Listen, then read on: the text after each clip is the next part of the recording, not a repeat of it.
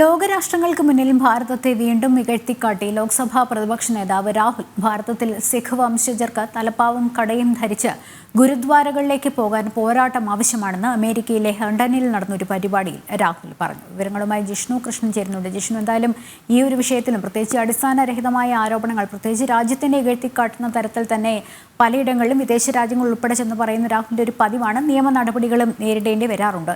ഇതിലും നിയമ നടപടി നേരിടേണ്ടി വരും എന്നാണ് മനസ്സിലാക്കുന്നത്. കൂടുതൽ വിവരങ്ങൾ എന്തൊക്കെയാണ്?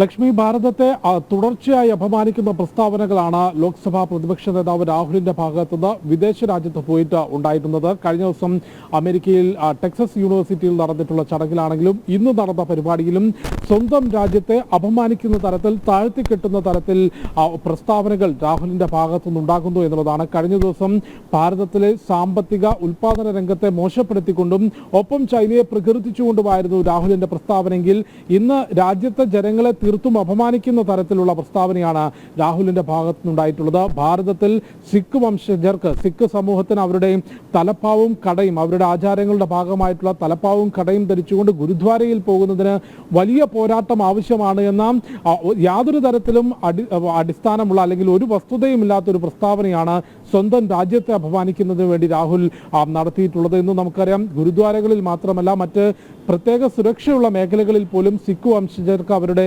തലപ്പാവും കടയും ധരിക്കാനുള്ള അനുവാദം കേന്ദ്ര ആഭ്യന്തര മന്ത്രാലയം അല്ലെങ്കിൽ നിലവിൽ രാജ്യത്തുണ്ട്. പല വിമാന സർവീസുകളിൽ പോലും അവർക്കത് അനുവദിക്കുന്നുണ്ട്. അത്തരത്തിൽ യാതൊരു പ്രശ്നവുമില്ലാതെ അല്ലെങ്കിൽ സമൂഹത്തിനിടയിൽ വിവിധ മതവിഭാഗങ്ങൾക്കിടയിൽ യാതൊരു തരത്തിലും പ്രശ്നങ്ങളില്ല എന്നിരിക്കുകയാണ് ഇത്തരത്തിൽ സിഖ് വിഭാഗത്തെ ചൂണ്ടിക്കാട്ടിക്കൊണ്ട് അനാവശ്യമായൊരു പ്രസ്താവന രാഹുൽ നടത്തിയത്. അതും മുൻപ് ഇന്ദിരാഗാന്ധി മരിച്ചപ്പോൾ കോൺഗ്രസ് നടത്തിയിട്ടുള്ള സിഖ് കലാപത്തിന്റെ നടുക്കുന്ന ഓർമ്മകൾ ഇപ്പോഴും മാറാതിരിക്കുമ്പോഴാണ് ഇത്തരത്തിൽ നിലവിൽ ഭാരതത്തിൽ സിഖ് വംശജർ ഇത്തരത്തിലുള്ള ചെറിയ പീഡനങ്ങൾ നേരിടുന്നു എന്ന പ്രസ്താവന രാഹുൽ നടത്തിയത്. ഒപ്പം രാജ്യത്തെ വിഘടിക്കുന്നതിന് വേണ്ടി, രാജ്യത്തെ പ്രശ്നങ്ങൾ ഉണ്ടാക്കുന്നതിന് വേണ്ടി വിഘടനവാദികൾ എത്തരത്തിലുള്ള വാദമാണ് മുൻപോട്ട് വെക്കാറുള്ളത്, അതിന് സമാനമായ വാദവും ഭാരതത്തെക്കുറിച്ച് അമേരിക്കയുടെ മണ്ണിൽ നിന്നുകൊണ്ട് രാഹുൽ നടത്തി എന്നുള്ളതാണ്. തമിഴ്നാട് ഉൾപ്പെടെയുള്ള മേഖലകളെ അല്ലെങ്കിൽ തമിഴ്നാട് പോലെയുള്ള ചില സംസ്ഥാനങ്ങളെ RSSും BJPയും അല്ലെങ്കിൽ ഭരണ നേതൃത്വവും രണ്ടാം കിട പൗരന്മാരായി കാണുന്നു തുടങ്ങി രാജ്യത്തെ വിഘടിക്കുന്ന തരത്തിലുള്ള പ്രസ്താവനകൾ രാഹുൽ നടത്തി. അത്